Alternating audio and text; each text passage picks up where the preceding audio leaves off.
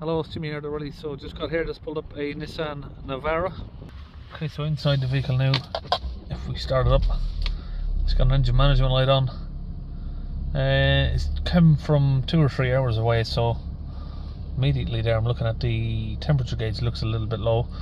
If it's just literally came down from a journey less than 60 seconds ago, I expect it to be a little bit higher than that, but we'll check the live data once we get on the diagnostic machine.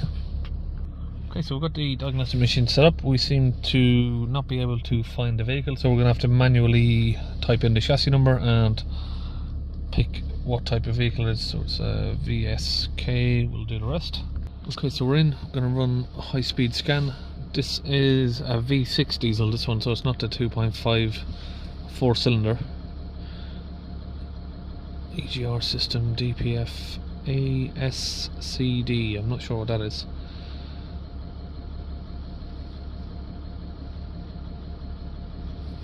We're still not finished the scan, are we? Right, AV, CAN communication, transmission, G sensor. In the past. It's a past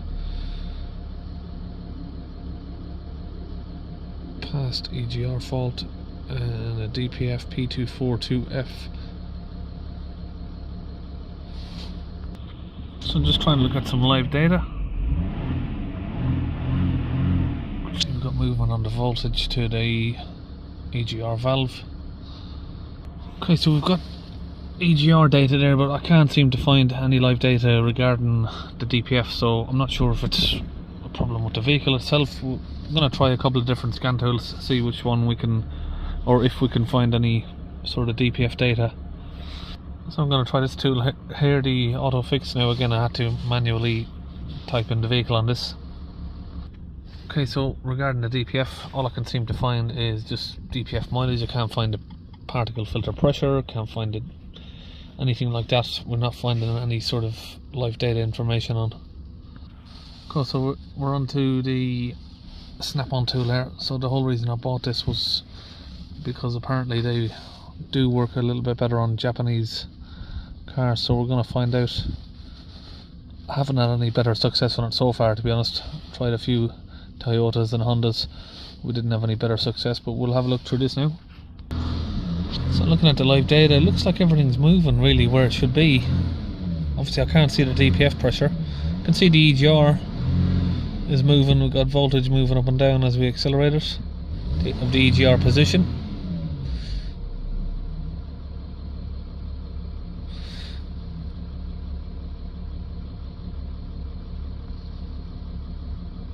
But again, we don't have any DPF data here. Right, this is the V6. I'm going to get the engine cover off. On the back here, let's get it off. Right, so what I'm going to try and do is find where the DPF pressure sensor is and try and manually read the pressure of the DPF. Have we got a leak there? Looks like we have. Yep. Got what looks like a bit of a leak from these pipes. Maybe not sealing correctly. We're going to have a little bit of a look around and we'll get back. Okay, so over here I can see it's got one of those famous exhaust gas pressure sensors upstream of the turbo. It's got one of those metal pipes there. Go down there. Okay, so the DPF is here under the car, but the metal pipe that comes out of it is running all the way up here through the chassis, up past the driver's wheel, all the way back up here, and it runs back around down there behind the brake booster. Can't even get in there. The sensor is just about there. Can't even get it to show you.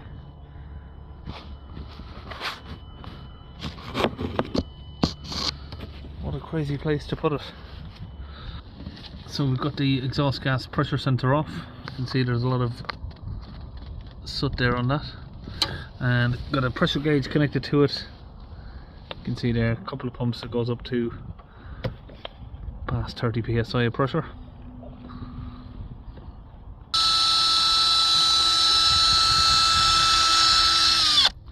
I've used this cable to get down into this hose, which runs down through a little small metal pipe down to the manifold down there, and it breaks its way through the carbon there, the soot, using an Allen drill. Okay, now we've broke through with the cable. Connect up the compressor here at 130 psi with the pressurized gun, and that is filled with the Launch UK DPF cleaning fluid. Now with the engine running, I'm just going to give a few squirts of the fluid in, and we can see that it's flowing through there. Now we can remove that, and we should see the fluid sort of coming back out. Okay, now if we connect back the vacuum gauge here and we squeeze it again, we should see that we have no pressure.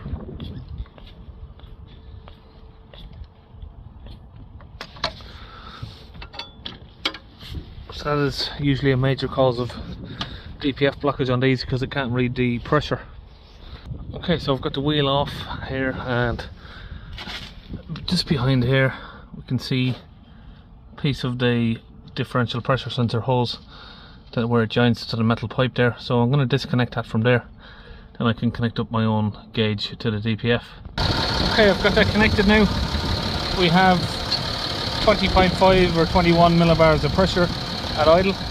Okay, now I've got a pedal depressor holding the accelerator, which is around about 2800 RPM and maxes out. Then we have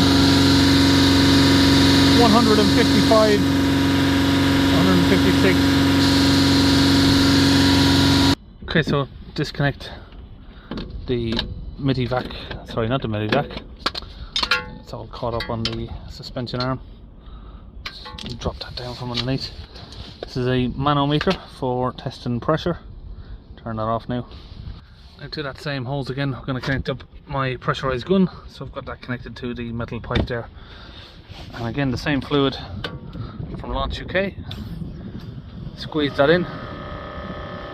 So this DPF sits, like I said, right down the bottom, so we've got no problem filling the complete DPF while the engine's off here.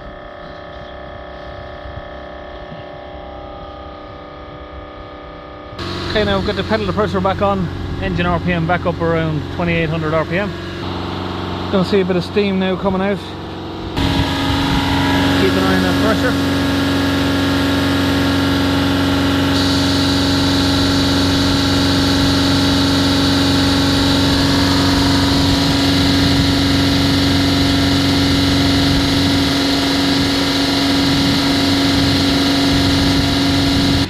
So we'll give that now a couple of minutes to run its way through, and then we'll retest. Well, sorry, not retest. We've already got the gauge on it, so we'll just keep an eye on it.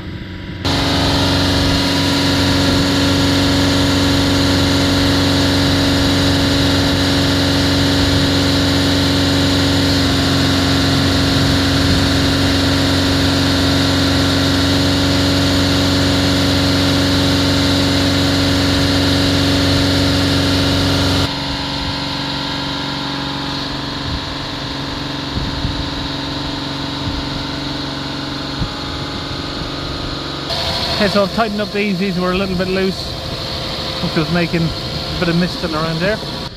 So now we'll just wait until this smoke dies down and we should be finished. Then we'll I'll do one final check on the EGR system itself.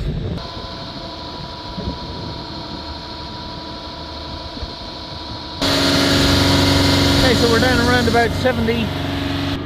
Okay, let's take that off.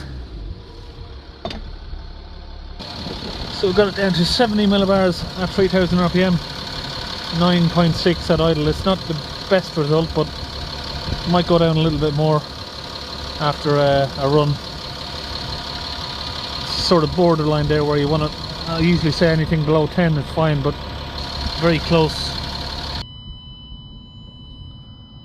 So I've got the metal pipe off of the EGR valve in there just to check if it's blocked or not. I'm going to see if we can do an actuation test. Hopefully, I should have checked this first before I undone it, but I wanted to check anyway how much soot's in there. Doesn't look too bad, to be honest. Glow plug, turbocharger, EGR, cooler bypass. No, it's not what we want.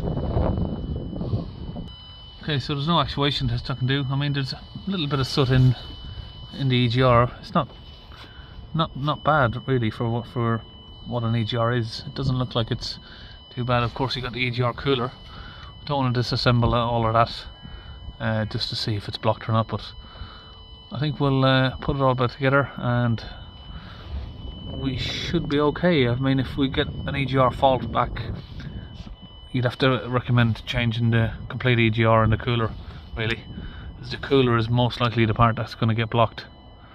Okay, now back in the car, we do a fault clear. So we just confirm everything's okay on a test drive. Okay, so on a test drive we can see there the temperature of the coolant as well goes up to 85 degrees, so that gets rid of that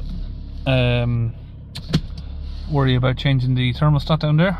So apart from that, the only thing that we may have another issue with is the EGR valve, but we're going to keep an eye on that. If the fault comes off for the EGR, then that can be replaced at a separate time. I mean, with these Reynolds, like you might have seen in some of my other videos, the EGR fault could have just been triggered off because of the blocked pressure sensor up here and the back pressure from the DPF. I'm not sure, different cars do behave differently. Don't see a lot of these V6 Navaras around, so we're going to have to see how this one goes. I do think it should be all fine, and we're just about finished. So that's it, we're all done. V6 Navara, and I'll see you in the next video.